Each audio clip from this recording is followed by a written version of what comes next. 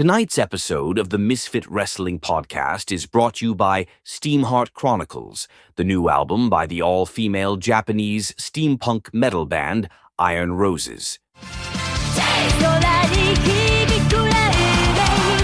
Featuring epic tracks such as Iron Will of the Heart,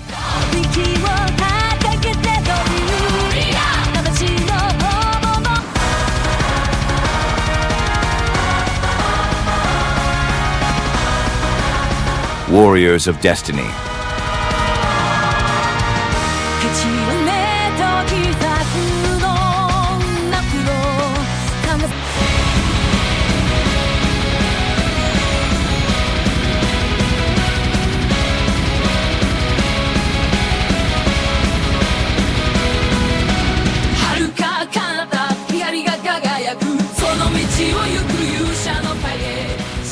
Journey of the Brave,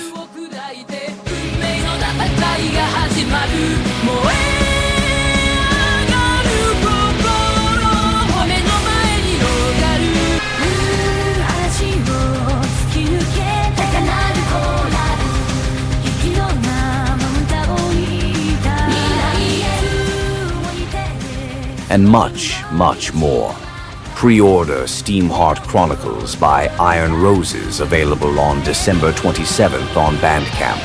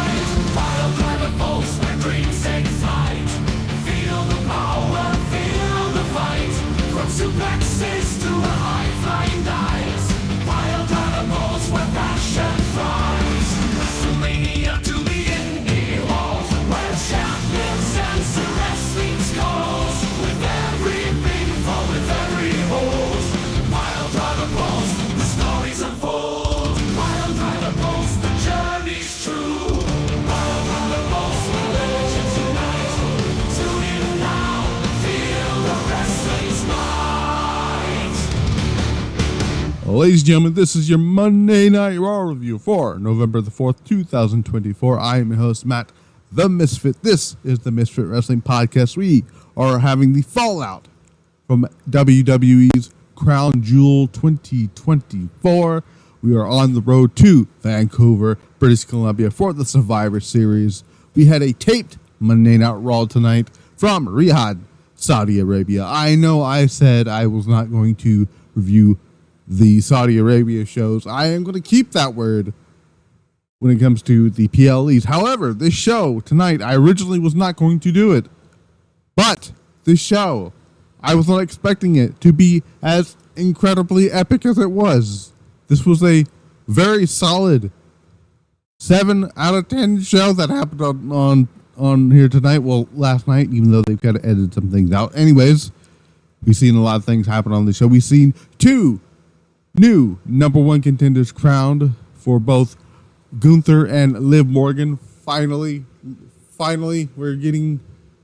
we have somebody else challenging for the Women's World Championship that isn't Rhea Ripley or isn't Becky Lynch or somebody. As much as we love those two, we'll talk about that. We're also going to talk about the Miz getting kidnapped by the Wyatt Sicks. And see where that goes, because we're still heading on to we're going closer to eventually the Wyatt Sicks in the Final Testament, getting there. Still some more stuff lingering with the teases between the New Day. Whenever they're going to do the War Raiders versus the Judgment Day. I don't know when they're going to do that. I'm assuming they're going to either they do that match on Survivor Series or they just do it on one of these shows here.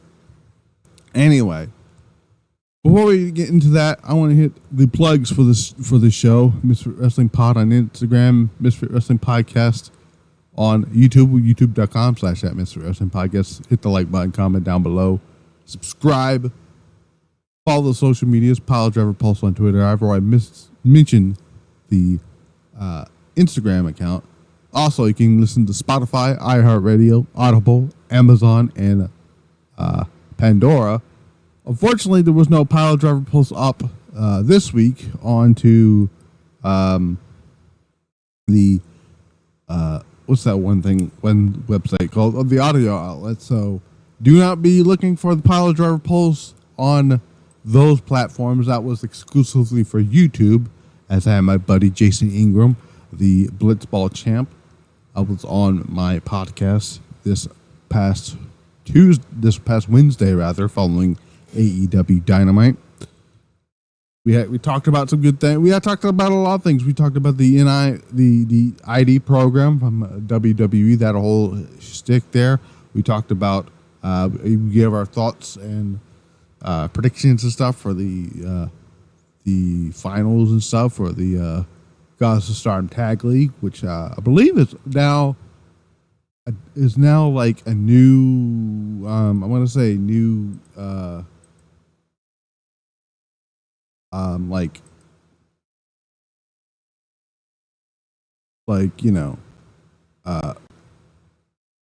stats here, which we got some new things on that, which I'll probably go through them at the end of the show here. We also talked about who did we think that was going to go to the finals of the Super Junior Tag Leagues. I was half correct. I got catch 1, catch 2 too. They went immediately to the finals, and then they kind of undermined it a little bit, which I didn't like. Maybe I'll have a Jason on there. I could go on one of his shows and we discuss that, because I didn't really like that very much, but we'll talk about there much more. Kenny Omega, something I didn't get to mention on Wednesday. Kenny Omega showed up on Power Struggle this morning, said that he hopes to be back for Wrestle Dynasty on January the 5th. Come to find out, there was a backstage altercation between him and Gabe Kidd, so it seems like they're actually going to go in the direction of Gabe Kidd versus Kenny Omega for Wrestle Dynasty. That should be a lot of fun. We'll see. Hopefully Kenny Omega's back in time for that. Ooh, excuse me for that. And I think there were some other things that we announced, talked about on the show. I think that's about it. We gave our predictions for Crown Jewel. When it comes to Crown Jewel, let's look at the results of that show here. I'm going to give my quick results here. My quick recap. I thought Crown Jewel was a meh show for me. The Bloodline, I did get that one correctly. I did say pin. I didn't say Roman Reigns was going to take the pinfall, but this match was fucking terrible. First of all, obviously the Bloodline got the win here. Fucking terrible match. Best match on the show. The second best match of the show was the women's tag match. Damage Control didn't get the win here, but Io Sky did get rewarded, and we'll talk about that in just a little bit with all that stuff here. Seth Rollins didn't need a win against Bronson Reed. That happened. Still a good match, but I just didn't like the fact that Seth Rollins won. The worst match on the show was obviously the women's Crown Jewel match. No one gives a shit about that. The Kevin Owens Randy Orton match actually didn't get started because they fought to all the way to the crowd and stuff, which I thought was pretty cool. LA Knight, Andrade, and Carmelo Hayes had the best match of the night, which was only 9 minutes long, by the way, for the United States Championship. Obviously, LA Knight retained there. Had a great finish to that, too. And then Cody Rhodes shockingly defeated Gunther. which I originally thought that Gunther was going to win because of Kevin Owens. That did not happen. So I got the first match. I think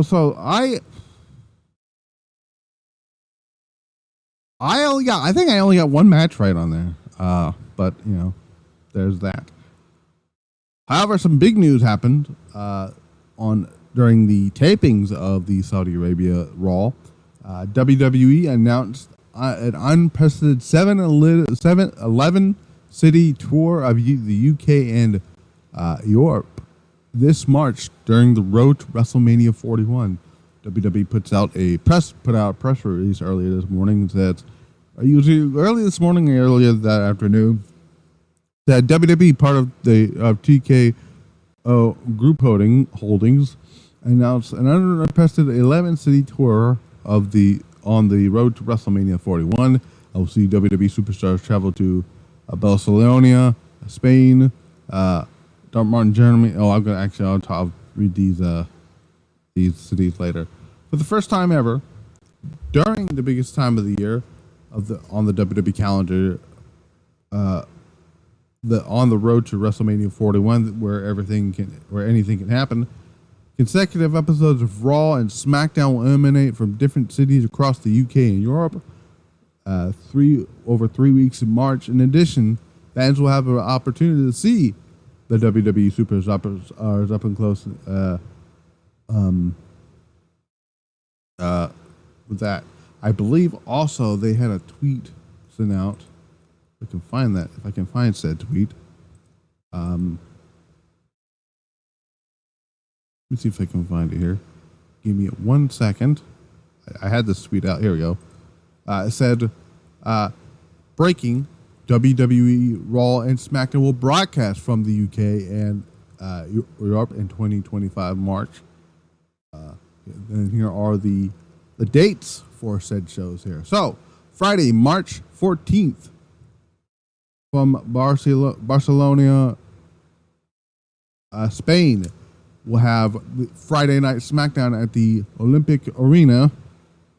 March 15th from Dortmund, Germany, will be a house show. Sunday, March 16th, Hanover, Germany, will be another house show. Obviously, for the house shows, I'm not going to list the arenas because they're not really that important. What is important is the TV shows. Monday, March 17th, Brussels, Belgium. Monday Night Raw will be at the Forest National Arena. Friday, March 21st, they're going to Bologna, Italy. Or Bologna, whatever you want to call it. Is it Bologna or Bologna? Friday, see, depends. It depends. I may be to Bologna, but we'll see. Friday Night SmackDown at the Unipol Arena. Saturday, March 22nd, Belfast, Northern Ireland, for a house show. Sunday, another house show in Nottingham, England, on March 23rd.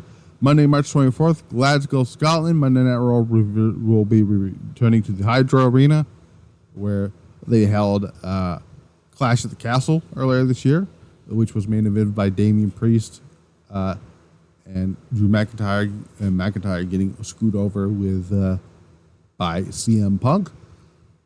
Friday, March 28th, London, England, at the O2 for SmackDown, and then March 29th, Vienna, Austria, for Saturday, March 29th. Sunday, March 30th, Amsterdam, Netherlands, and then Monday, March 31st, London, England, once again, will host Monday Night Raw at the O2 Arena. So yeah, so that's pretty cool. I like that. This would have never happened under Vince McMahon. So this is pretty cool news. Though I want to point something else out that was pretty funny. So the day that this was announced, AAA had a show in the same arena for, I believe it was Barcelona. I believe for November 21st. They canceled that show Tickets will be refunded on November the 18th using the same ticket. Excuse me. Using the same system used to purchase tickets. Tickets purchased online will be refunded automatically. I think that's pretty fun. I just thought that was funny. So yeah. But yeah, that's pretty cool. That is pretty cool. That is pretty cool. So yeah, if you're in overseas, any one of my fans who listen to the show are overseas, make sure you go out there. You got Spain, Belgium, Italy, Scotland, and London for Raw and SmackDown shows. That is 1, 2, 3, 4, 5. That is 6 televised shows across 4 different countries. So just pretty fucking cool if you ask me. I believe, now I could be wrong here. I believe this is going to be the first time that we've had a Raw in Belgium and a SmackDown in Italy and Spain. We've had Raws in Scotland. Actually, no, I don't think we've had a Raw in Scotland before. Could be wrong on that one. But they've been at London. They've done the O2 plenty of times. But yeah, this is pretty cool. I would love to see them do more of this in the future. Though I think they'll don't tell Dave this because he might think this as a big shocker here. So there was a tweet. I'm just gonna mention this now because it was funny because it almost got me. There was one of those parody WrestleVotes accounts put out the tweet about WWE doing Backlash in Tokyo at the Tokyo Dome, and I almost bought it until I read the username and there was an R missing in Wrestles, so I was like, oh well, there. But then Dave Meltzer saw this tweet and was like, oh yeah, WWE announces Backlash 2025 at the Tokyo Dome. I think he says, apparently this tweet is fake. And then later says, oh, it's been confirmed to me by WWE that it's fake. I'm like, no shit, Sherlock. But I did state multiple times to quite a few people that just because this is a fake tweet, there is the likelihood of them doing a PLE in Japan either next year or the year after is more likely than ever. It's going to happen sooner rather than later. The question is when, not if. So that's pretty cool there. But what else is cool is Monday Night Raw. Before we get into the review, if you notice at the start of the show, we had an ad play, which I got approval finally by my friend Yumi Nakamura from the band Iron Roses. I was talking about these girls on Pile Driver Pulse this past Wednesday, and I got it approved. So we're gonna have them sponsor the show for their next album, Steamheart Chronicles. Obviously, those links are going to be in the description. So please do pre-order the album December 17th. Good stuff. I'm very looking forward to seeing some of the stuff that they come up with. If you pre-order now, you get a bonus track. I forget the name of the track. What is the name of the track actually? Break the Chains is the bonus track. If you only get the bonus track if you pre-order the album. I believe is the thing, unless she wants to. I have to ask her that, but yeah. So Monday Night Raw opened up with Liv Morgan. I've already yawned because Liv Morgan came out. Oh Lord. Liv Morgan, Raquel Rodriguez, and Dominic Mysterio Liv said, welcome to One Monday Night. Morgan is the dumbest thing I've ever heard that came out of her mouth.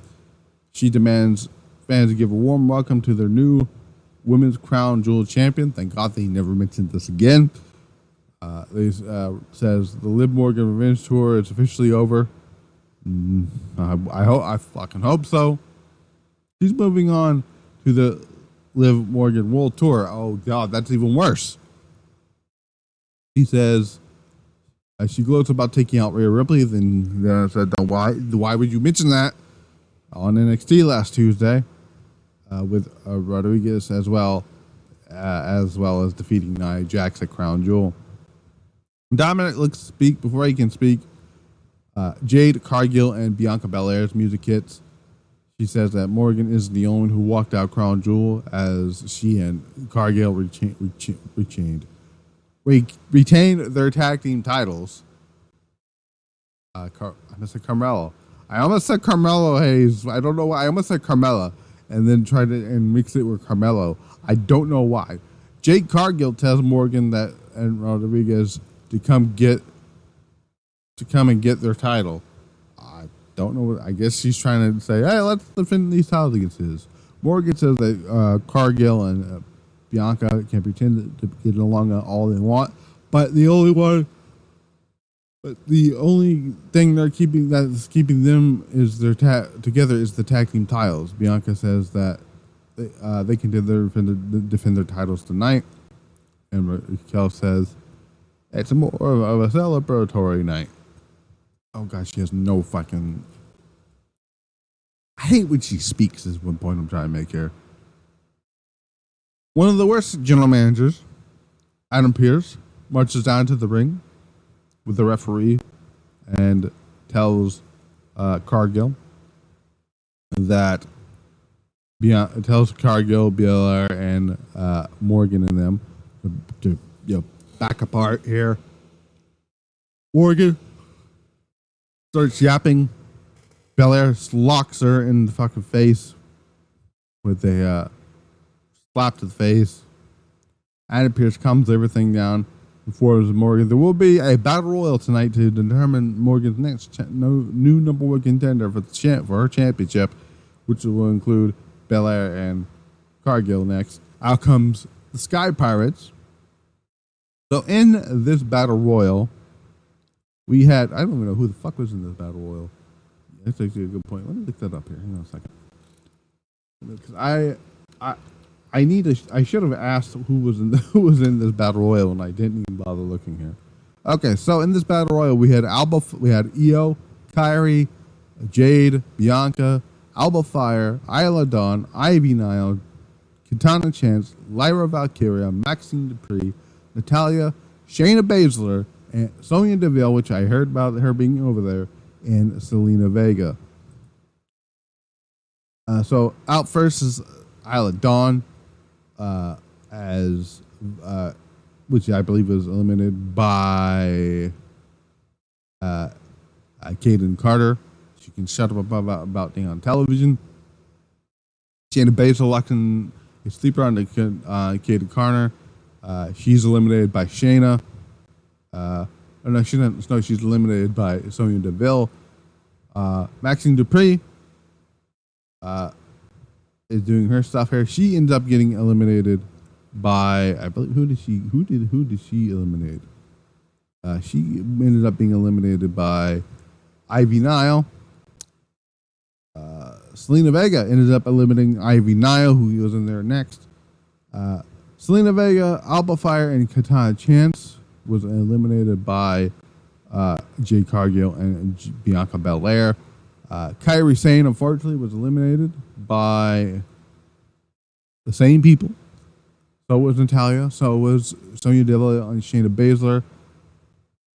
Then Liv Morgan and Raquel ended up helping eliminate Jade Cargill and Bianca Belair. And those two bolted. Running from the tag team champions, the final two were Lyra Valkyria and Io Sky.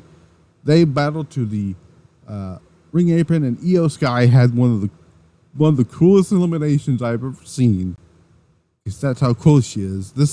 This would be this could have been like, imagine this being the finish of the 2025 Women's Royal Rumble. So they're on the apron here, and Io is getting ready, trying to do some stuff here, and she hits this gnarly Northern Light suplex on the ring apron.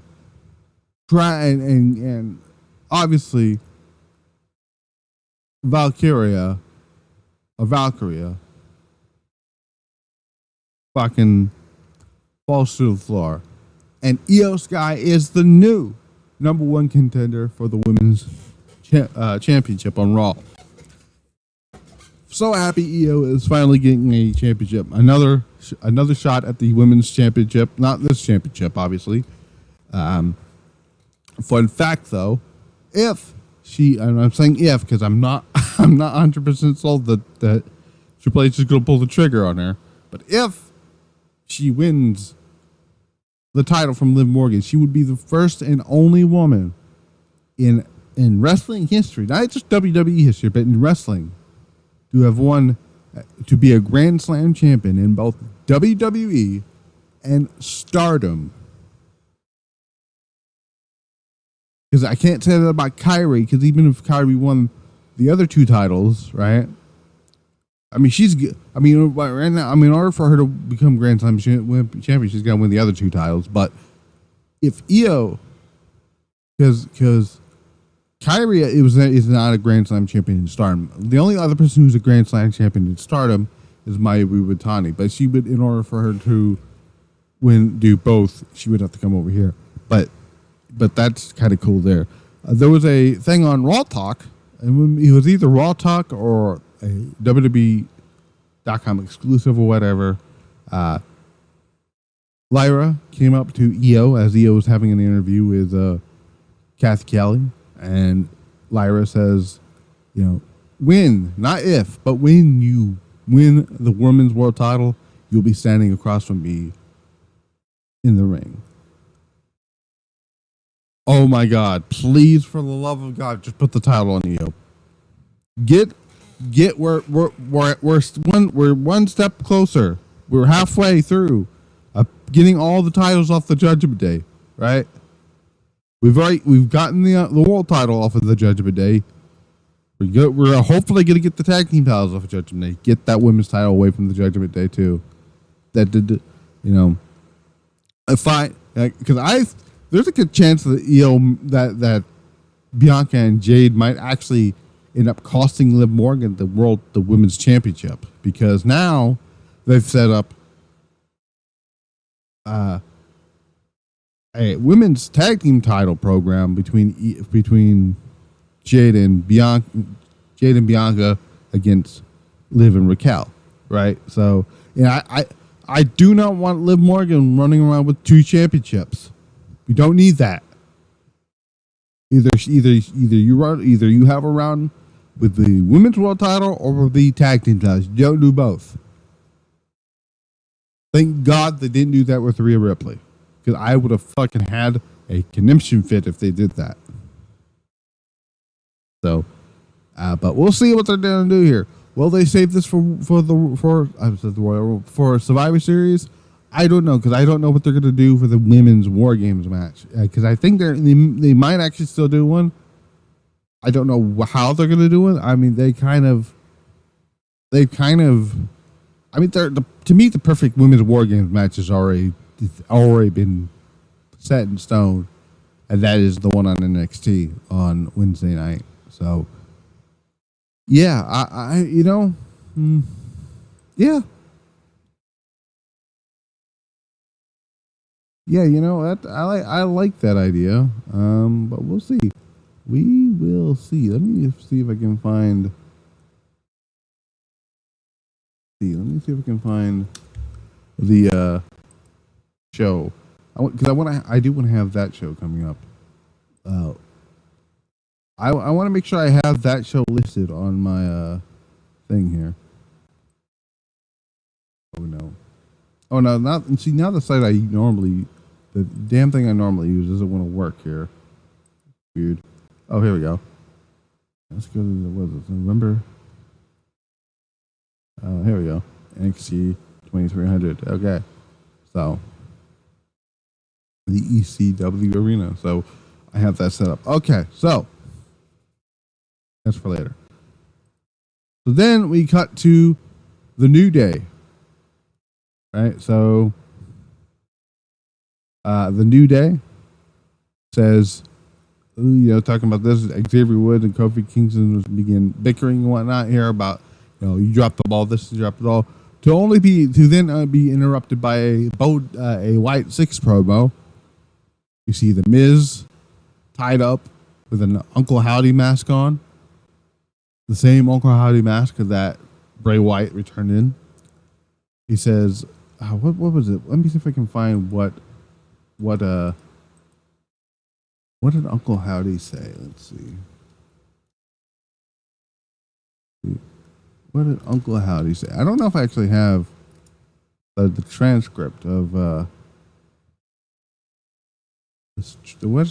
what transcript was said here?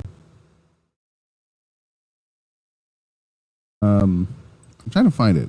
I don't know if I have the exact transcript of what he said, but he basically said, so Miz was basically like, you got the wrong people. You wrong guy. You wanted me. I know you wanted. You want the final testament. It's the final testament, not me. And Bo was like, we never wanted the final testament. We wanted you. And I believe, and we'll see. Cause I don't think this is like just because he said, well, see now Karrion Kross has put out a thing here. I'm gonna watch this video later, but it says here's homework for the audience, like that likes to decrypt messages. Name the original painting and artist. So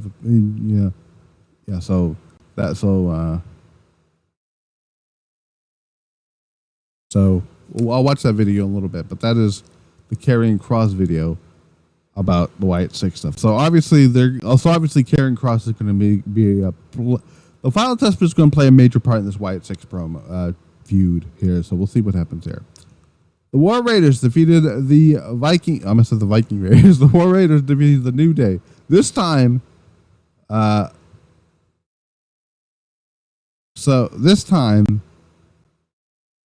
they pin Xavier Woods. And they're not. They're eventually like, could this lead to a Big E return? We'll see. But I'm not. I didn't think this match was all that great. By the way, I didn't find it very much great here. But I'm just happy to see the War Raiders back on television and see what they're going to do here. Apparently going to call this move the War Machine, which is odd that they're going to call that the War Machine, but they can't use it anymore. It's weird. Sami Zayn comes out. This is what happened between him, Roman and the Usos at Crown Jewel before Jey Uso, before he even finish his music hits. He thinks Sami Zayn is back at Crown Jewel, asking him if kicking Roman was an accident. Zayn looks to answer. Jimmy Uso comes out. He tells Jay that that they and the rest of the world saw Zayn kick Reigns in the face, which is interesting because when they were all setting this up here, right? It used to be Jay saying what Sammy did was on purpose. So interesting how the tide has turned here. But Zayn reminds Jimmy that he kicked Jay and himself and Reigns in the face. Jay says he isn't the bad guy here. Zayn tells Jimmy that while he might not believe it, he doesn't hate him. He never has. He says Jimmy isn't the bad guy. He just makes bad decisions. Says that he came out at Crown Jewel to make sure Jay was okay. And for a minute, it was him, Jimmy, Jay, and Reigns fighting together in the ring. Felt like old times. It was special. But he says it only lasted 1 minute, like it always does with them. Then says he's not having to test he's not having his loyalty question or being put on trial again. He's already done that. He tells Jay he loves him, but he can't do this again, and he leaves the ring. Jay invites Sammy to SmackDown this Friday to talk things out with Roman and Jimmy. Jimmy protests Jay's invite, tells him that Sammy is his family. He says, but Jay's like, no, Sammy is family. Just because he's not blood related, doesn't mean he's not family. Says that he hopes to see Sammy on SmackDown as Sammy heads up the ramp. So I do think we're going to see Paul Heyman this week. I know there's always a good chance that he's going to be on the NXT show on Wednesday, but his affiliate, like, that will be non-canon to what the happenings on Friday, because I think Paul Heyman is going to be the one to put this thing together, which I think is pretty cool. Earlier in the show, we seen R-Truth asking people where are they at. They must be in the dark. We talk about the Wyatt. I guess he was talking about the Wyatt Sicks. He runs into Pete Dunne. He says, Pete Dunne's like, my name isn't Butch. I hate Pete. What's going on, man? You know. I haven't seen Butch around, whatnot here. So, which I thought was pretty fun. Runs into the priest saying, apologizing for kicking priest out of the Judgment Day, which is funny. He says, don't call Butch Pete. He hates that name, which I thought was funny. Walks off and says, have fun. Good luck in your fatal 5-way match. I mean, that was pretty funny too.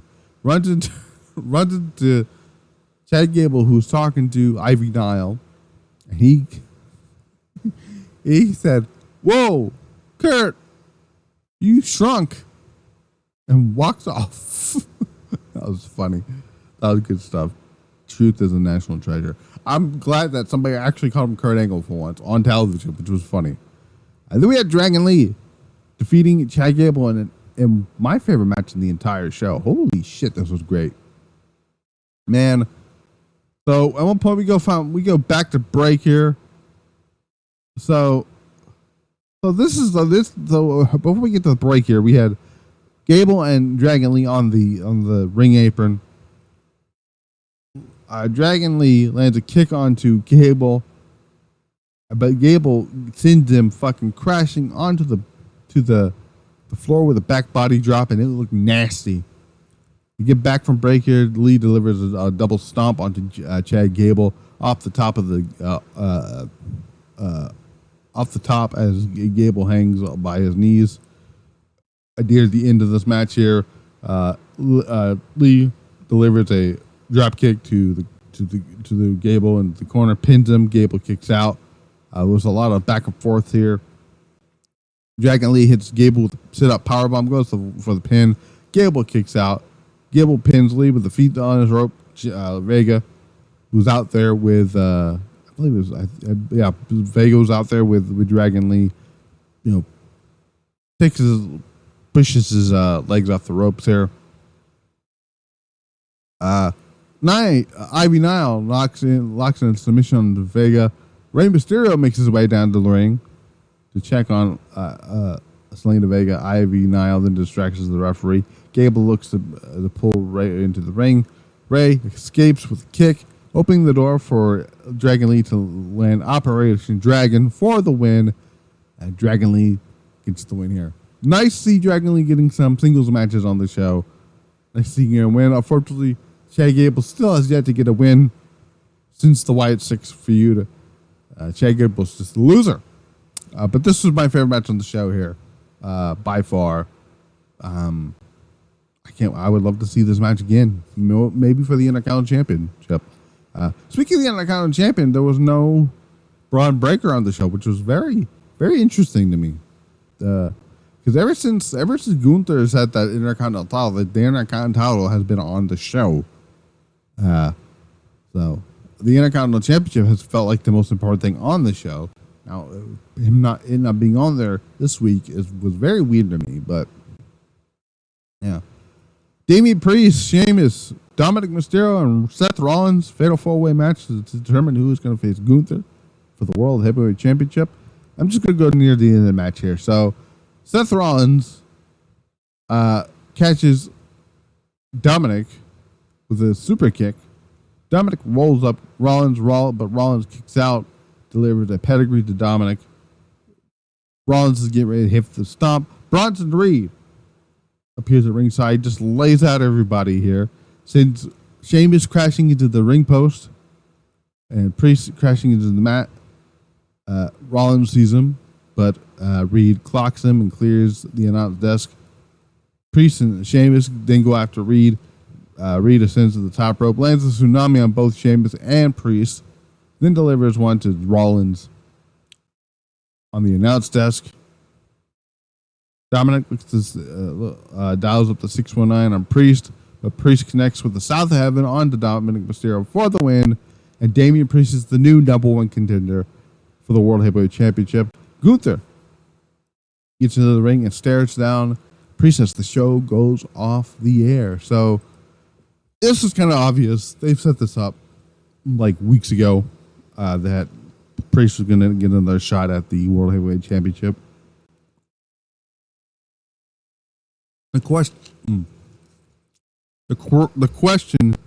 is, when are they going to do this match? Because there's been talks about CM Punk getting the world title match against Gunther at Survivor Series. So so they may save this match for Saturday night's main event, because that's the match that is rumored likely for that show. But if they do this match at Survivor Series, what is CM Punk going to do? That's a goal. That's a good question. We'll see. I'm assuming because next week is going to be Back to Live. They're going to be, where are they going to be next week? They're going to be. Let's see. Let me see. Where are they going to be next week? They're going to be in Grand Rapids, Michigan, I believe, next week, and probably going to have CM Punk on the show. I don't know. I mean, Drew McIntyre is advertised for the show, so we'll see. I'm assuming just when Drew and CM Punk are going to come back, most likely CM Punk. Obviously, Punk didn't want to do the Saudi Arabia shows because he said he wasn't going to do the Saudi Arabia shows. But yeah. But yeah, that was Monday Night Raw. Overall, I thought for a tape show, this is one of the better tape shows that they've had. This is probably one of the better 2-hour shows that they've had. As much as I don't like the Saudi Arabia shows, I will give credit to the Saudi Arabian crowd who brought it, both on this show and most of Crown Jewel. So, round of applause for you, the crowd there on the Saudi Arabian show. We even popped for the women, which was pretty cool. This Wednesday, NXT goes head to head with AEW Dynamite. I mean, I'm actually gonna pull up the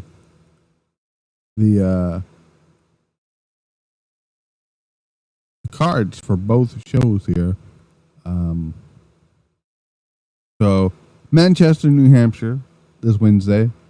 AEW Dynamite, obviously. We're going to have big stack card here on this show here. So we have Jamie Hayter taking on Penelope Ford. I'm glad Jamie Hayter is getting a match here. I'm going to go with Jamie Hayter to get the win here. We got Orange Cassidy and Darby Allin. Apparently ended up being the fucking the dude to step up to the plate, because of course it was. Of course it was. Oh no, actually there hasn't been a mystery partner yet. They're going to take on Claudio Castagnoli and Pac, two-thirds of the AEW Trios champions.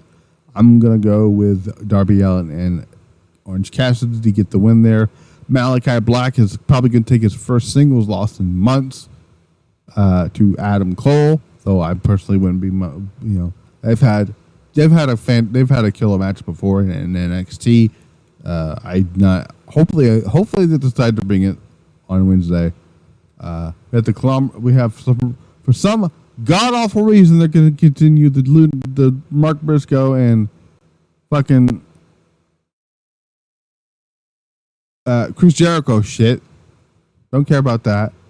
Christian Cage and Hook come to face. We have the Hurt Syndicate, Bobby Lashley, Montez Ford, Bobby Lashley and Shelton Benjamin, blah, blah, blah, and MVP. They're going to do some shit, whatever. Ricochet's going to have a mystery partner. I wouldn't fucking be surprised if his mystery partner ended up being Will Ospreay.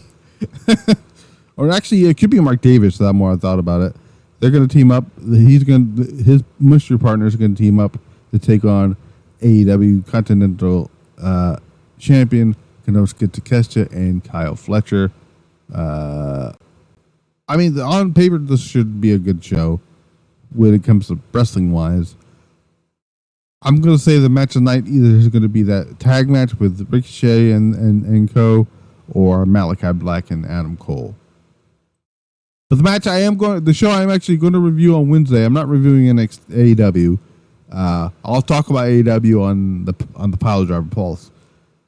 NXT 2300 TV special. It's going to be happening at the ECW Arena on Wednesday rather, to avoid the election, which is tomorrow. I have, God, I don't want to hear the fucking phone ring all day. But that's going to happen. So we have 4 matches announced. We also have announced that it was announced on social media that Ava is going to have an announcement on the show. It's most likely either going to be quite a few. It could be a few things. It could be them doing war games for the women. We'll see. It's most likely it could be a tournament, but I'm more leaning towards them announcing Deadline and the return of the Iron Survivors Challenge here. So we're going to see Tony D'Angelo be confronted by Nunzio, Little Guido of the FBI, and we're going to see some type of FBI announcement thing here. So that's going to be cool here. Jada Parker, Lola Vice hardcore match with Dawn Marie as a special referee. Dawn Marie, I saw her video that she made. Oh my God, she still looks fine. She had found some type of. She's got to have found the fountain of youth that people like Mickie James and Melina and Asuka have been around. So we'll see. We'll see if they found the fountain of youth there. But I'm gonna go. I'm gonna go with Lola Vice to get the win here on that one. I don't know why. I feel like I'm gonna go with Lola Vice there. Fatal Influence, Fallon Henley, the NXT North American Women's Champion, JC Jane, Jasmine Nix are going to be teaming with Cora Jade and Roxanne Perez, the NXT Women's Champion, Roxanne Perez. They're going to take on the super group of Julia, Jordan Grace, Kalani Jordan, the former champion Kalani Jordan, Stephanie Vicare, and Zarya. My God. 10-woman tag. I'm going to go with the baby faces to get the win here. I'm going to say Julia pins Roxanne Perez here to see where they get her there. I know I said she could have pinned her on Halloween Havoc. That didn't happen, but I'm going to go with Julia to pin Roxanne here to get the win here. Bubba, we have Giovanni Evans versus Wesley. We're unfortunately not getting the RVD match here. He's probably going to be the referee here for this match here. I'm going to go with Wesley to get the. Actually, you know what? I'm going to go with Javon Evans here. Actually, I take that back. I'm going to go with Wesley to get the win here. So why not? Bubba Ray Dudley and Trick Williams will take on Ethan Page, Ridge Holland. It's obviously going to go to Trick Williams and Bubba Ray Dudley to get the win there. I think we're going to see. We might see this. We might see Sabu. I am most positive we're going to see the Sandman, and I wouldn't be at all surprised if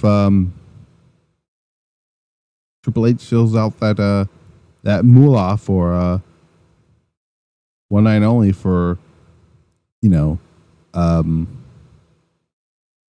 the hell is that damn song? Inner Sandman by Metallica. So there's that.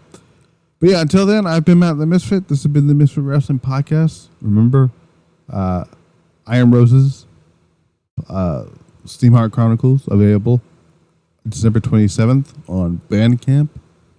Make sure you pre-order that album now.